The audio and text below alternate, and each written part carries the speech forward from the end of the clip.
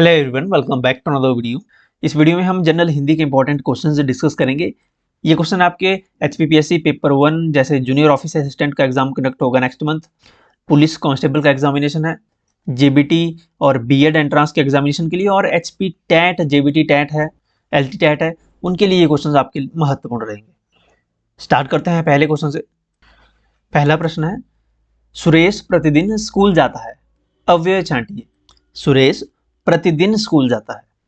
अव्यय शब्द वे शब्द होते हैं जिनमें लिंग का, पुरुष का, वचन का, कारक का कोई फर्क नहीं पड़ता, यानी इनसे इस शब्द में कोई फर्क नहीं आता, कोई चेंज नहीं आता है। ओके, जैसे प्रतिदिन है, यहाँ पे सुरेश प्रतिदिन स्कूल जाता है, प्रतिदिन स्कूल जाता है, तो प्रतिदिन यहाँ पे अव्यय है। ओके, ऑप्शन सी करेक्ट होगा। अव्यय की अगर बात करें तो अव्यय के टोटल 4 भेद हैं। कई बार भेद पूछ लिए जाते हैं। अव्यय के 4 भेद हैं। कौन कौन से हैं? क्रिया विशेषण है जिसे एडवर्ब कहते हैं, क्रिया विशेषण। सेकंड है प्रीपोजिशन जिसे संबंध बोधक कहते हैं, संबंध बोधक अव्यय। थर्ड है समुच्चय बोधक, समुच्चय बोधक जिसे कंजक्शन कहते हैं इंग्लिश में। और फोर्थ वन है विस्मयादि बोधक। ओके, विस्मयादि बोधक। ये 4 भेद हैं अव्यय के। ओके, सेकंड, थर्ड और फोर्थ। अगला क्वेश्चन है, अंबर का अनेकार्थी शब्द नहीं है। ये अंबर के अनेकार्थी शब्द, पर्यायवाची शब्द अगर देखें तो आकाश अंबर का पर्यायवाची शब्द है। इसके अलावा गगन भी पर्यायवाची शब्द है अंबर का। कपास अंबर को बोलते हैं। कपास के अलावा बादल अंबर को बोलते हैं। वस्त्र अंबर को कहते हैं, लेकिन छाया अंबर को नहीं कहते। तो यहाँ पे पूछा था कौन सा अनेकार्थी शब्द नहीं है, छाया अनेकार्थी शब्द नहीं है, तो ऑप्शन ए करेक्ट होगा। वस्त्र को, कपड़े को भी अंबर कहा जाता है। ओके, अगला क्वेश्चन है, अनिश्चयवाचक सर्वनाम का उदाहरण है। अनिश्चयवाचक सर्वनाम का उदाहरण में ऑप्शन दिए गए हैं कौन, आप, कुछ, हम। तो देखिए पहला ऑप्शन देखिए, अगर कौन, कौन सर्वनाम का उदाहरण है, लेकिन ये अनिश्चयवाचक सर्वनाम का उदाहरण नहीं है। कौन जो है ये प्रश्नवाचक सर्वनाम का उदाहरण है, तो ये तो नहीं होगा। अनिश्चयवाचक सर्वनाम होते हैं जिन सर्वनामों में किसी निश्चित वस्तु का पता नहीं लगता, किसी का बोध नहीं होता है कि ये निश्चित है। ओके, अनिश्चित, जैसे कुछ। ओके, पता नहीं है कि हमें कितने हैं, कुछ। कुछ लोग भाग गए या कुछ लोग चले गए, निश्चित नहीं है कि कितने गए हैं, कुछ लोग हैं। ओके, तो ये उदाहरण है अनिश्चयवाचक सर्वनाम का। ऑप्शन सी करेक्ट होगा। नेक्स्ट क्वेश्चन है, नमक हलाल होना। मुहावरे का अर्थ है नमक हलाल होना। नमक हलाल होना का अर्थ होता है कृतज्ञ होना। ऑप्शन सी करेक्ट होगा, कृतज्ञ होना। देखिए मुहावरे कैसा होता है कि आपको एज इट इज ही इनका समझना पड़ता है कि क्या होगा। ओके, कृतज्ञ होना, नमक हलाल होना, या फिर वफादार होना, कृतज्ञ होना, या फिर सच्चा होना। ओके, ट्रू, इसका मतलब होता है नमक हलाल होना। अगर यहाँ पे होता नमक हराम होना, नमक हराम होना मुहावरे का अर्थ होता है विश्वासघाती होना। ओके, धोखा देना। ओके, नमक हराम करना। तो नमक हराम और नमक हलाल में ये डिफरेंस समझ ले। नेक्स्ट क्वेश्चन है, शीला ने सेब खाया। शीला ने सेब खाया, क्रिया का भेद बताइए। इसमें पता लग रहा है कि जो क्रिया का व्यापार है वो शीला कर रही है। शीला ने फल खाया, शीला ने सेब को खाया, तो ये है स्कर्मक क्रिया। ओके, स्कर्मक क्रिया। नेक्स्ट क्वेश्चन है क्वेश्चन नंबर 6, भाषा का मूल रूप फिलिंग द ब्लैंक्स है। भाषा का मूल रूप क्या है? भाषा का मूल रूप मौखिक है, मौखिक। Option C is correct. और भाषा की सबसे छोटी इकाई कौन सी है? भाषा की सबसे छोटी इकाई, सबसे छोटी इकाई है ध्वनि। भाषा की ध्वनि या वर्ण। ध्वनि जो है ये मौखिक रूप है, यानी जिसे हम उच्चरित करते हैं, कहते हैं, और जो वर्ण है ये लिखित रूप है। ओके, लिखित रूप है। अगला क्वेश्चन है व्यंजन से, ऊष्म व्यंजन का उदाहरण है। देखिए ऊष्म व्यंजन टोटल 4 हैं। ऊष्म व्यंजन कौन कौन से हैं? ऊष्म व्यंजन है श, श, स और ह। ये 4 व्यंजन हैं ऊष्म व्यंजन, इन्हें कहते हैं ऊष्म व्यंजन। ओके, तो यहाँ पे ह ऑप्शन में दिया गया है, यह है ऊष्म व्यंजन। ओके, ऊष्म व्यंजन चारों याद रख लें, श, स और ह ऊष्म व्यंजन है। इसके अलावा अंतस्थ व्यंजन भी पूछ लिए जाते हैं। अंतस्थ व्यंजन, अंतस्थ व्यंजन कौन कौन से हैं? अंतस्थ व्यंजन है य, र, ल, व। य, र, ल और व, ये अंतस्थ व्यंजन है। नेक्स्ट क्वेश्चन है, व्यंजन के साथ स्वर जिस रूप में मिला होता है उसे स्वर की डैश कहते हैं। व्यंजन के साथ स्वर जिस रूप में मिला होता है उसे स्वर की मात्रा कहते हैं। मात्रा।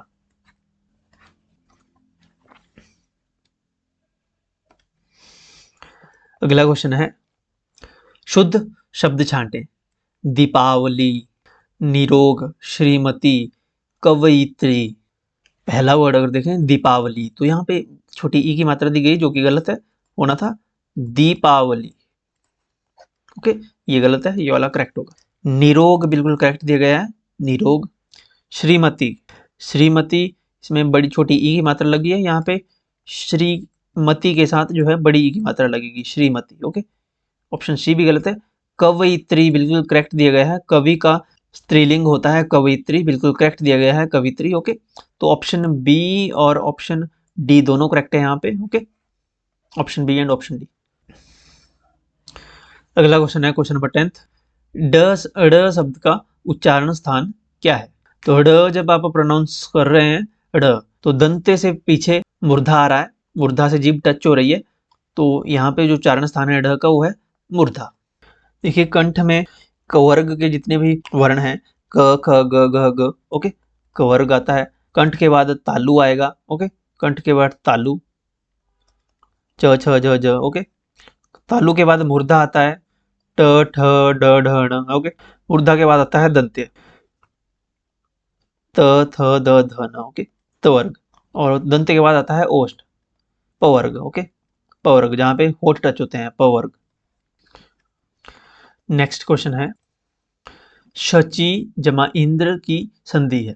अब ये कौन सी संधि का उदाहरण है। सबसे पहले तो ये स्वर संधि का उदाहरण है, ओके, स्वर संधि का उदाहरण, क्योंकि यहाँ पे अगर आप यहाँ पे देखें तो यहाँ पे बड़ी ई और इसके बाद पहला पद देखें तो छोटी ई, बड़ी ई और छोटी ई जब मिलती है तो ये बड़ी ई बन जाएगी, यानी सचिंद्र बनेगा इसका। ओके, सचिंद्र, ऑप्शन बी करेक्ट होगा।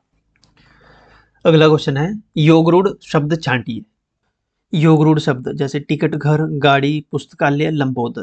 योगरूढ़ शब्द होते क्या हैं। योगरूढ़ शब्द ऐसे शब्द होते हैं जिनका जो मीनिंग होता है वो विशेष अर्थ निकलता है उस मीनिंग का, ओके, यानी डिफरेंट। जैसे लंबोदर, लंबा है जिसका उदर यानी जिसका पेट, यानी यहाँ पे बात हो रही है गणेश भगवान की, गणेश की। ऐसा जो शब्द होता है, जैसे समास में आपने देखा होगा कि ऐसा होता है बहुब्रीहि समास में, तो सेम योगरूढ़ शब्द भी ऐसी प्रकार के शब्द होते हैं जिनका विशेष अर्थ निकलता है, ओके, इन शब्दों का, जैसे लंबोदर। ऑप्शन डी करेक्ट होगा। अब ये जो पहला शब्द यहाँ पे दी गया है टिकट घर, ये भी पूछ लिया जाता है कि कौन से शब्द का उदाहरण है, तो ये है संकर शब्द का उदाहरण।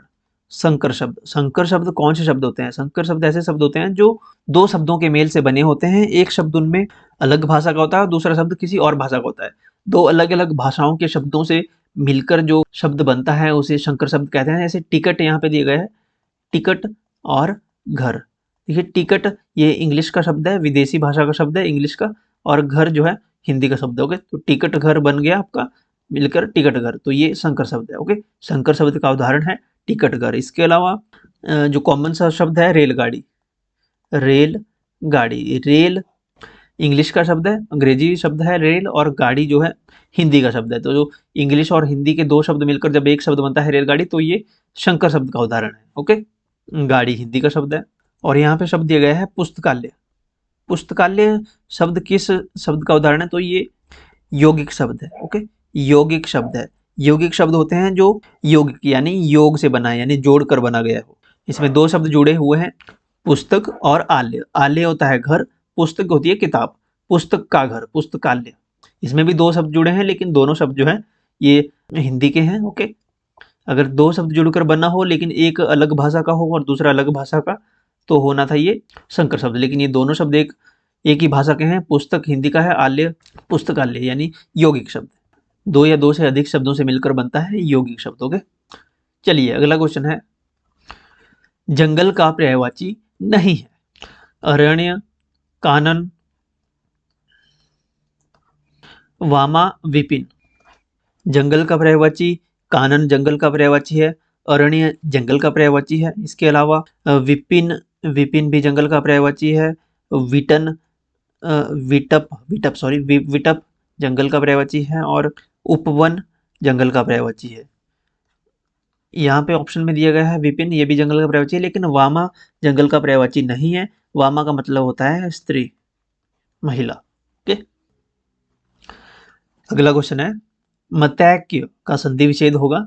मतैक्य, अब ये वृद्धि संधि का उदाहरण है। वृद्धि संधि, वृद्धि संधि में क्या होता है? वृद्धि संधि में अब यहाँ पे मतैक्य है तो इसका बन जाएगा मत जमा ऐक्य, मत जमा ऐक्य, ऑप्शन सी। अब मत में अ और ए मिलके बन जाएगा ए। ओके, मतैक्य, ऑप्शन नंबर सी करेक्ट होगा। नेक्स्ट क्वेश्चन इंपॉर्टेंट क्वेश्चन है।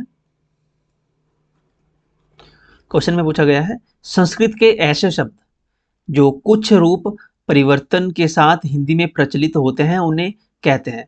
ऐसे शब्द जो संस्कृत से लिए जाते हैं और हिंदी में अब यूज होते हैं लेकिन उनमें थोड़ा सा परिवर्तन हो जाता है। एज इट इज हिंदी, संस्कृत से हिंदी में यूज नहीं होते, लेकिन जब वो संस्कृत भाषा के वो पहले शब्द थे और अब वो हिंदी में यूज होते हैं, उनमें थोड़ा सा परिवर्तन आ गया है हिंदी में आने के बाद। ऐसे शब्दों को क्या कहा जाता है? ऐसे शब्दों को तद्भव शब्द कहा जाता है। ओके, ये शब्द तद्भव होते हैं। जो शब्द संस्कृत के होते हैं और हिंदी में भी एज इट इज ही यूज होते हैं, उनमें कोई भी बदलाव नहीं होता, उन्हें, उन शब्दों को कहते हैं तत्सम शब्द। जिनमें थोड़ा सा बीच में बदलाव आ जाता है, उनमें प्रोनाउंसिएशन में, उनकी लिखने के तरीके में उनमें कुछ बदलाव आ जाता है, संस्कृत से हिंदी में बदलाव आ जाता है, उन्हें तद्भव कहते हैं। जो एज इट इज ही यूज होते हैं हिंदी में, संस्कृत से शब्द लिए जाते हैं, उन्हें तत्सम शब्द कहा जाता है। जो विदेशी भाषा के शब्द होते हैं जिन्हें हिंदी में यूज किया जाता है वो विदेशज शब्द हैं, और देशज शब्द हैं। जो देशज शब्द होते हैं ये लोकल शब्द होते हैं, इनका जो है शब्दों का जन्म यहाँ अपने ही देश में हुआ होता है, वो देशज शब्द कहलाते हैं। ओके, जैसे देशज शब्द के कुछ उदाहरण हैं, जैसे लोटा शब्द देशज शब्द है। इसके अलावा थैला शब्द जो है ये भी देशज शब्द में आता है। पेट शब्द देशज शब्द है। ओके, विदेशज शब्द जैसे रेल विदेशज शब्द है। हम ऑफिसर को अफसर बोलते हैं, ये विदेशज शब्द है। कैप्टन को कप्तान बोलते हैं, विदेशज शब्द है। ओके, चलिए अगला क्वेश्चन है क्वेश्चन नंबर 16। शस्त्र का उदाहरण है। शस्त्र शब्द का उदाहरण पूछा गया है। शस्त्र पहले हमें पता होना चाहिए होते क्या हैं। शस्त्र वे हथियार होते हैं जिनका इस्तेमाल हाथ से ही किया जाता है, यानी कि जैसे तलवार है, इनको हाथ में रखकर ही चलाया जाता है। तलवार है, त्रिशूल है। ओके, ये होते हैं शस्त्र। इसके अलावा जैसे बंदूक होती है, तोप होती है, ये या मिसाइल है, ये अस्त्र का उदाहरण है। ओके, अस्त्र का उदाहरण है। तो यहाँ पे शस्त्र का उदाहरण पूछा है, शस्त्र का उदाहरण होगा यहाँ पे तलवार।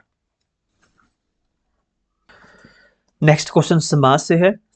भरपेट में समास है। भरपेट, अब भरपेट यहाँ पे शब्द दिया गया है। भरपेट में अगर देखें हम तो पेट के साथ यहाँ पे भर लगा हुआ है। भर शब्द जो है ये मेन शब्द है जो पेट का मीनिंग बदल रहा है, यानी पेट भर के, तो ये अव्ययभाव समास है। ओके, ऑप्शन सी करेक्ट होगा, अव्ययभाव समास। अव्ययभाव समास के और उदाहरण है जैसे आजन्म। आजन्म ये अव्ययभाव समास का उदाहरण है। अब जन्म से लेकर, आजन्म इसका मतलब है जन्म से लेकर। अब जन्म शब्द तो है लेकिन इसके साथ आ जुड़ गया, यानी आ ने इस पूरे शब्द का मीनिंग बदल दिया। तो जो ये आ शब्द है ये प्रधान है। तो ऐसे शब्द जिनमें पूर्व पद यानी पहला पद प्रधान आता है वो अव्ययभाव समास कहलाते हैं। द्विगु समास बिल्कुल इजी समास है। द्विगु समास में आपको ध्यान रखना है कि इसमें जो पहला शब्द आता है वो संख्यावाचक होता है। ओके, यानी इसमें कुछ नंबर होगा। ओके, संख्यावाचक शब्द होता है पहला।